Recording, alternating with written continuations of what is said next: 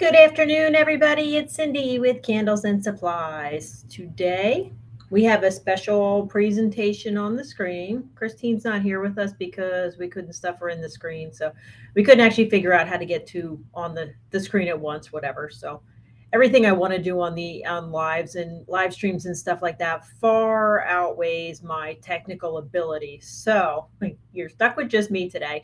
But we're going to talk about pricing your handmade products. So we get a lot of questions on this from our showroom and everything. Give me a shout out if you're on there. Make sure everybody can hear, see me, see my screen. Make sure you can see my screen. It should have pricing your handmade products in green, today's date, and my name. So, yeah, give me a shout out. Let me know where you're from. And since there's like super famous people that usually join our lives, put who you are and where you're from too. That way everybody knows who's on there. So looks like Christine is on Facebook and says that she's here to answer any questions in the chat. So Connie's on. Hi, Connie.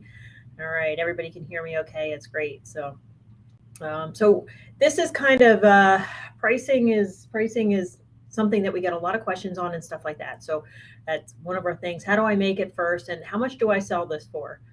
So we want to give you some tools here. So these are just some basics. There's tons and tons of different pricing models out there, but these are just some basics. So to get you started and hopefully help you, learn to calculate your costs, keep track of everything. Hopefully it should make it easy. You can even set up spreadsheets and stuff for yourself to make pricing your stuff a lot easier. So that's what we do here. So, all right. Looks like people are coming on. We got Connie and Alicia, Marilee, and Albert is on too. So happy Wednesday, everybody. Let's get started. I probably planned, like I usually do, planned a little more than what a half hour we'll hold here, but we're going to go and answer any questions as we go along. Tammy's on. Hi, Tammy. So, all right. So pricing always seems like it should be easy, right? Like it's easy. Just put a price on your product and sell it, right? It's hard. There's a lot of different information out there on, what to sell your things for, blogs and groups and mastermind groups, and just to help gain, give you some insight into pricing. It's not exact science at all. It's a lot, of, what you want to sell it for too. Sometimes looking at more information can be paralyzing for me. And the more I read, the more I get like, now I really don't know what to do. So hopefully this will clear some of that up too. So it seems like it should be easy, but it's not exactly easy. When you're developing your product line, you want to research out there, research, experiment, learn what is profitable, learn what other people are selling it for. And I designed this presentation, whether you're doing candle soaps, jewelry, anything, whatever your craft is, whatever you're doing, whatever handmade product you have, you want to cost it and price it, in similar models and stuff like that. But research, see what's out there, like do some virtual shopping, see what's out there, and know your market. So products sell based on their presentation and value. So if your product line, is a very simplistic, natural product line, stuff like that, you don't want to have big fancy packaging. It's going to add to your costs. It's not going to capture your market and stuff.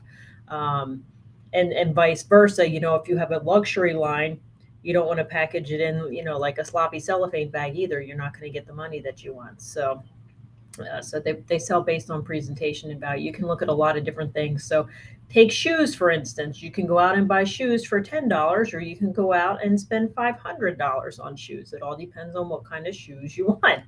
And they're all different.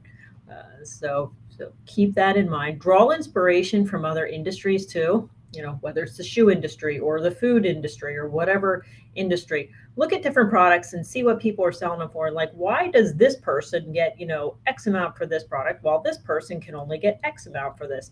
And see, what other industries and what other people are doing to sell their products that you may be able to incorporate into your own business and your own product line.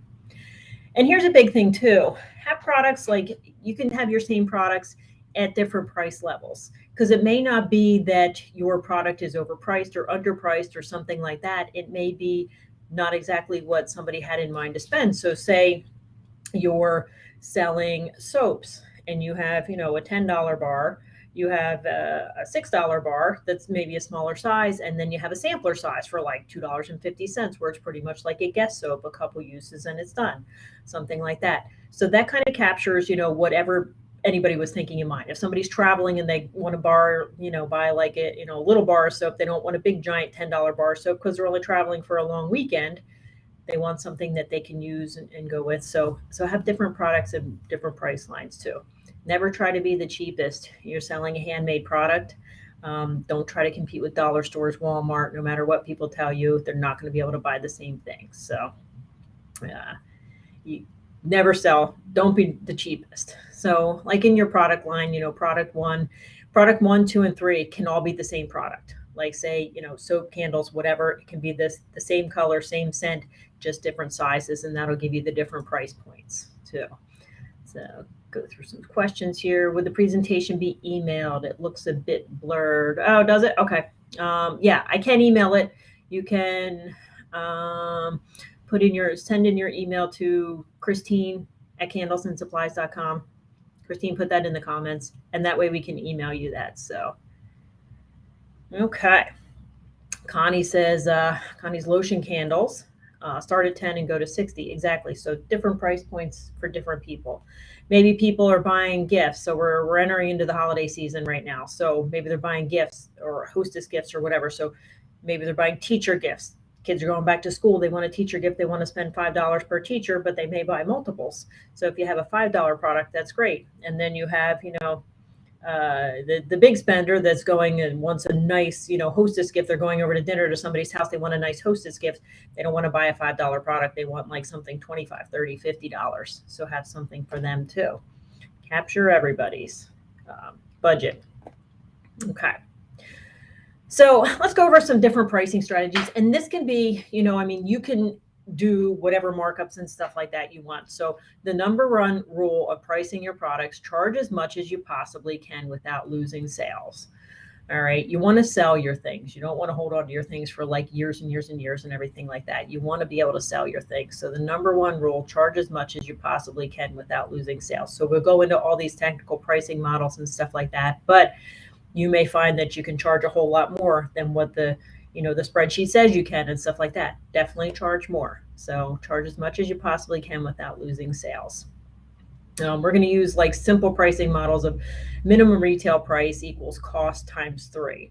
So your cost would be your direct cost, like whatever it costs in that product that you're making that the customer walks away with. So that would be whatever materials go into it, whatever packaging goes into it, whatever labels go into it, whatever goes into it. We're not including your labor. We're not including your indirect costs like your heat, lights, rent space if you have to pay rent or anything like that. We're not including like any of your equipment that it took to make this. We're not including any of that.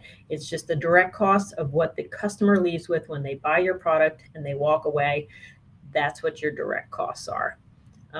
Candles, there used to be a rule of thumb, $1.50 an ounce. That's kind of all over the place now. We see lots of luxury brands popping up and stuff like that. So that rule kind of no longer applies. And then for wholesaling, you always minimum wholesale, you want to cost times 2. You don't want to do any less than double your cost for wholesale, especially if you're making something. So those are just standards. So that can be, your minimum retail may be cost times 5.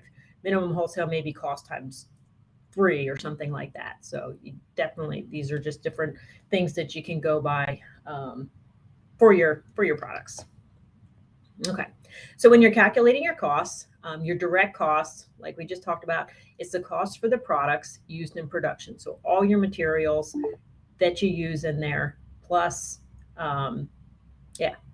any packaging, any labels, anything else that makes it extra special. Your indirect costs would be your rent, electric, heat, equipment, and stuff like that. And then you can calculate, what's your time worth. So, and don't forget the packaging. Your packaging goes in there too. We've had people that come into the showroom and they'll have like, beautiful, beautiful products in like this elaborate, what comes to my mind, somebody made these beautiful soaps and they put them on like this little wooden tray, like a soap tray to let the water drain out so your soap doesn't get too soft in the shower. And beautiful packaging with a beautiful, flower on it and everything like that and stuff. And I'm like, what do you sell those for? Those are gorgeous. It was right before the holiday season. I'm looking for gifts because I have no time to make anything. She's like, $8. $8. Are you kidding? I thought she was going to say like 20 or something like that. I'm like, my goodness, what did these little crates cost you? They were like 3. What did these flowers cost you? Oh, they were only $1. And by the time she added up everything that she had in here, it was costing her like $12 to make them, and she was only selling them for $8. So don't forget about your packaging. Customer leaves with it. That's part of your direct selling costs. So your profit equals your selling price less your direct costs. Very simple when we break it down on slides like this. So, all right. So pricing your products, a basic calculator, and I do have a spreadsheet of this if anybody wants this and stuff like that. Hopefully it's not a little small for you. If you're watching from your phone, it might be a little small, but if you get an email of the presentation, it'll look bigger. So when you're calculating your product cost, you take into consideration the raw materials, the label, the packaging, and you get a total cost. So if you're looking on this sheet here, you'll see this is just for basic candle. So we're going to call this candle A, right? And the first thing that we have on there listed is the wax. And then the next thing is the wick, fragrance oil, color, the jar with the lid, warning label, the product label, packaging, which may be, a bag or something like that, or a seal, or, whatever, a ribbon tie, anything else there. I put everything down on there so it calculates it out. Candle A costs us $4.62. So if we go by the standard calculator, retail price equals total cost times 3 comes to $13.86. We would round up to like $13.99 for the retail price. And in what I would calculate too, which we didn't talk about, like in your materials, like your wax and your wick and stuff like that, definitely kind of include shipping in there. Because, if your wax is whatever, if it's, $2 a pound or something like that, but it costs you 50 cents a pound, your cost is really actually $2.50 a pound. So take into consideration the shipping costs on everything too. All right. And then the wholesale cost for the same candle, and you can keep this all in the same spreadsheet, would be your total direct cost times 2. And then you can calculate out the profit for this. So that comes to like $9.24. I would probably round that up to like $9.49 or something like that, just to keep it, consistent. And then one thing good to always ask yourself, like, especially with your products and everything, if you, take a look at your product, look at it and ask yourself, like, what would I pay for this? So it could be on this candle that even though, it comes up with like a $13.99 retail and stuff like that, if you would only pay $10 for it, then, your market may be that. Usually it's more than that. I'm fine. I need to adjust that. It should be like, if you're willing to pay $20, well, maybe your retail price should be $20 instead of, $13.99 or something like that. But whatever your cost is minus the selling price equals your profit. So retail price on this is, if it's $13.86, then the profit would be $9.24, but we're going to round up on the next slide. So you can keep spreadsheets like this, and then you can just fill in your costs based on what's in there and stuff like that. You may have lots of different products. You may have candle soaps, whatever. Kind of create a spreadsheet for each. I know here with our product line, I have all different kind of spreadsheets. Like I have one spreadsheet, but different pages in my spreadsheet. So my wax has one, price calculation. My scents have another one. My essential oils have another one. Anything we import has another one. So keep different tabs on your spreadsheet so that you can do your different products and stuff like that. So, because not everything will have the same markups. Some things will be a lot easier. Maybe you're just buying and selling things, right? So maybe you sell wax melts, but you also sell wax warmers. Okay, well, wax melts take more time to produce. Wax warmers, you're just literally buying and selling. So they may not carry the same markups for you. So, okay. Holly says, don't forget an hourly wage to pay yourself. So we're going to get to that. I don't usually include that in there because we work backwards and forwards on this. So that comes into planning production for profits. Okay, so we're going to use the candle example from the previous slide for this exercise. Let's assume that candle A costs us $4.62. The retail price is $13.99, right? Less our $4.62 cost gives us $9.37 profit per candle. The wholesale price being $9.25 minus $4.62 is $4.63 profit. So we'll assume all that from the previous slide. Okay. And then let's figure out our production. So to produce one candle for this, to set up, get your stuff out. I'm kind of assuming that people don't have workshops. You're working from home and maybe in your kitchen, and you have to, clean up after you're making your candles each time and stuff like that, clean up, set up, that type of thing. It's nice if you have your own space or your own shop or something like that. So setup time, you can shave off some minutes there. There's still always setup for whatever you're doing. But let's say it takes 10 minutes to set up our workspace, get everything all set up and ready to go and stuff like that, melting the wax, et cetera, et cetera. Your candle prep time, you have to put the burn label on, you have to attach the wick, you have to color and scent your wax, you have to pour the wax. At the end, you need quality control, make sure you have smooth tops, maybe heat gun it, clean up any spilled wax on the side or anything like that. So a little bit of quality control, making sure everything's good. Your final packaging, maybe there's another label, maybe you have, like a shrink band for the top, that type of thing. So that we can say maybe equals 5 minutes per candle total. So total time to do the candle would be 5 minutes. And then to clean up your workspace, make sure everything's, but maybe you have to cook dinner. You're making candles in your kitchen and you have to cook dinner after that. So it takes 15 minutes to clean up. So your profit, if you make one candle, is $9.30 and you worked 30 minutes. Okay. So if you times that by 2, it's $18 an hour, if you're making 2 candles. If you're wholesale, you work 30 minutes, you're only making $4.63. Doesn't sound so fantastic. Okay. So that doesn't sound great. You probably won't quit your day job for that, right? See on that. So I never count my time in, especially when you're developing product lines, because you're not as fast as what you're going to be. You're experimenting, that type of thing. So never count your time in when you're initially making the candle. That's like when you really, when you find out if this is going to be a winner, I think I can sell this, calculate that in later. So let's assume later after you make your candle, it's going to be a hit, you're going to sell jillions of them and stuff like that. But let's just do an easy example. Let's ramp up the production and let's make 10 candles. So it's the same thing. We're going to assume that the cost is $462, $937 profit for retail, $463 profit for wholesale.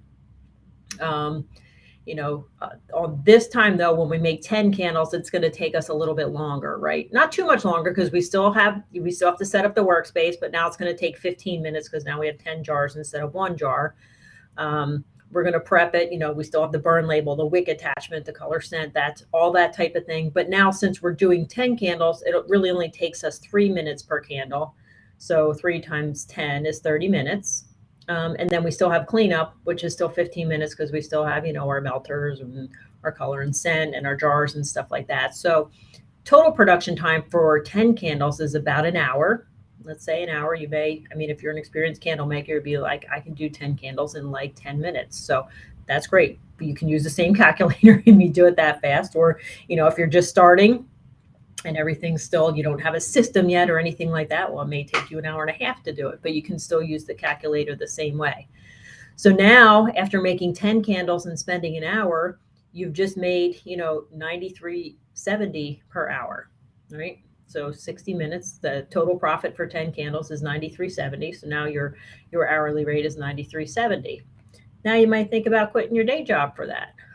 If you're selling wholesale, it's $46.30 profit for 60 minutes. Now, this doesn't take into consideration, any time that you spend at craft shows selling, marketing costs, all that. This is strictly production costs.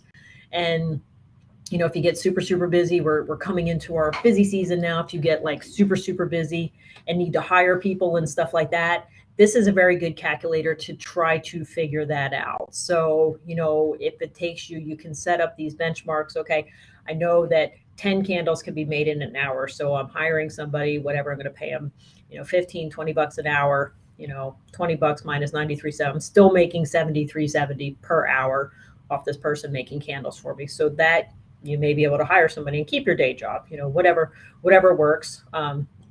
Or, that's, what kind of profit that you're going to get for making it, in bulk. So you're always going to make more, but make more money by making higher production and stuff like that. There is a point too, and you kind of have to figure this out. It probably depends on the product that you're making and everything too. There's a point where you make too big of a batch. So say you're doing 1,000 candles at a time. Say you got a big order and you're doing 1,000 candles, right? And you find that with the room that you have and your system and your melters and stuff like that, it's really only feasible to do this in like batches of 50.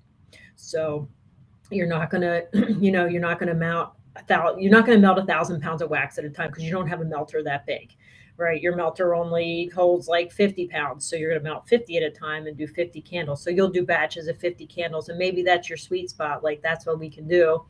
50 candles is going to take us 2 hours or something like that. So just plug in that 50 candles times whatever profit it is, divided by your hours, and that's your hourly rate on how much you're making and stuff. So it's an easy way to calculate that out. We do that all the time. So we make all kinds of things here. We make our own bin beds, we make our wicks, we make all different kinds of things here that each one of these has their own kind of calculation because some take longer. So like our carving tools and stuff like that. I mean, like, a rack, our carving rack takes about 30 minutes per rack to make. So that is going to have a bigger markup than, just cost times 2 or whatever, because it takes a whole lot of time to make.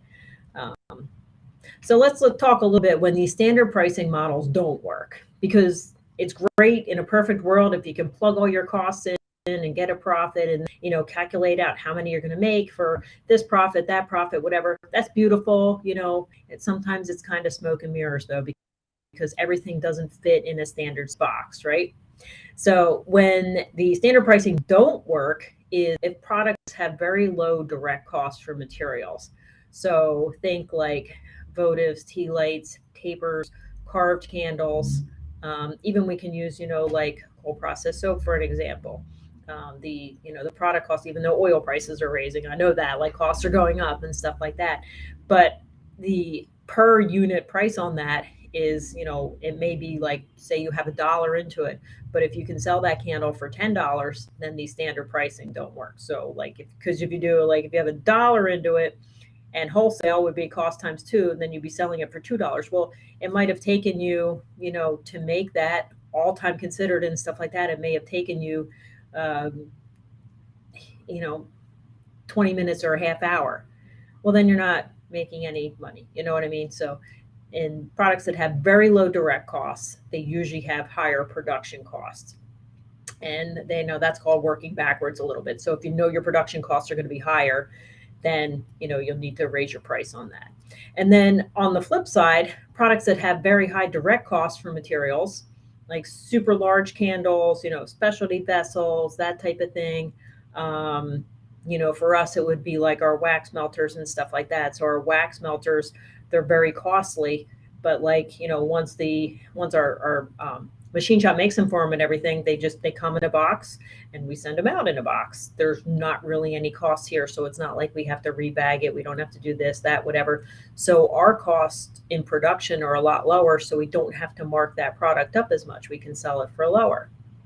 And yours may be the same too. So say you're selling wax melts and then you're also selling like the melters with it and everything too. So you're just buying it and then reselling them. You're not putting any time into it, this, that, whatever. You still want to mark it up because you have your money, you've invested your money and stuff like that, and you want to make the profit on it, but maybe you don't need to take it times 3. So say, a wax melter costs you, or a wax warmer costs you $20, retail times 3, you're probably not going to be able to get like $60 for it. You may be able to get like $39.95, or $34.95, but you may not be able to get $60 for it. So in that instance, when there's not a lot of, costs in it on your time and stuff like that, you don't have to mark it up as much because you don't need to. But that's, learn to work backwards and forwards on pricing.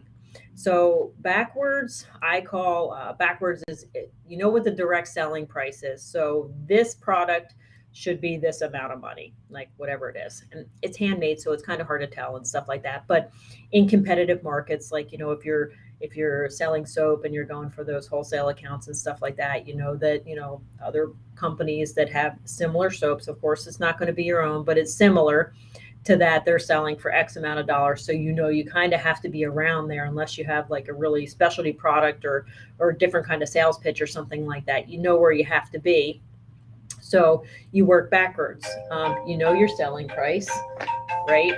So you have to take your direct costs, you take off your direct costs from that, and that equals your profit.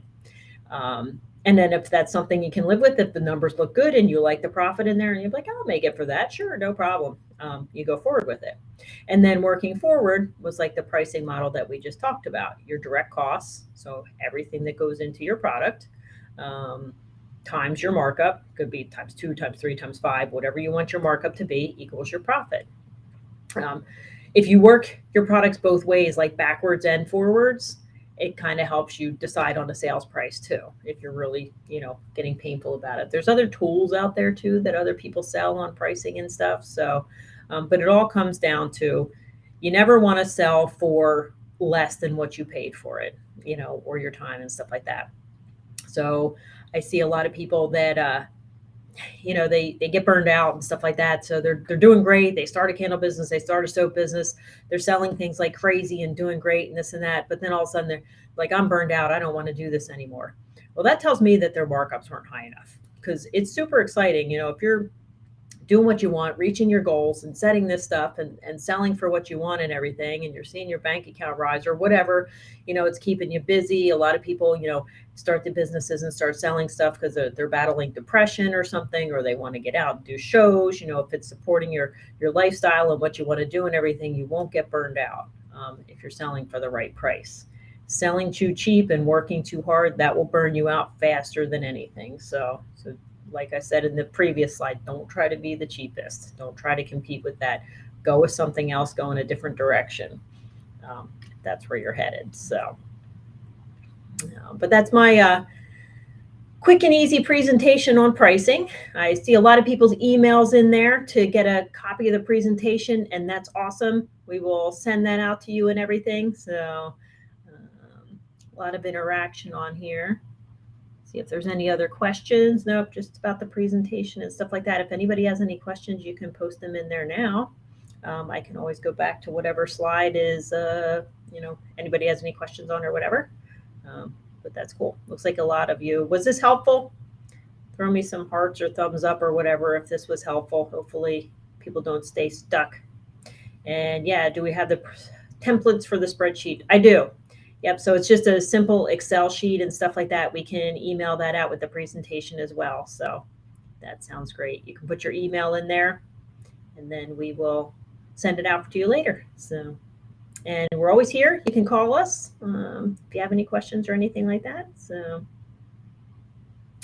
what does everyone do for marking of wax belters? Yeah. That might be if you're selling something that's, competitive on the market. Sometimes, if it's a commodity item, you have to kind of stay with the market. So if it's not a commodity item, then you are the market. You set your prices. Those are always the funner way of doing it. So, all right, Stanley Cass. I think I'm priced too high, but it's timely to create. So, yeah. It's hard to say if you're too high. So if you price it, if you think you're too high, but you have something that takes a lot of time to create, if you price it lower, think about this. If you price it lower and sell more, you're going to be spending all your time, you're going to be making more than what you can possibly sell. And that's when burnout comes in and stuff like that too. So keep burnout, keep enthused, keep it nice. Present yourself in a different way. If you find yourself wanting to compete, people come by your craft show booth and be like, I can get that at the dollar store. No, they can't. Send them packing, send them, go along. Dollar store doesn't sell handmade items. So that type of thing. Just send them along. If you're not selling anything, then it may be too high, or it's just presented wrong. So, so get creative in that type of thing and have fun with it too. So. All right, cool. Well, that's all I have for you today. If you guys like this, maybe we'll do some more business things. I think a labeling one, I've been thinking about doing a labeling one online. So labeling is a lot of things that we get a lot of questions on and stuff like that too. So sounds good. Thank you everyone for joining us today. I'm glad it was helpful. Good luck with your holiday sales and selling in your product line. So take care, and we will see you next week.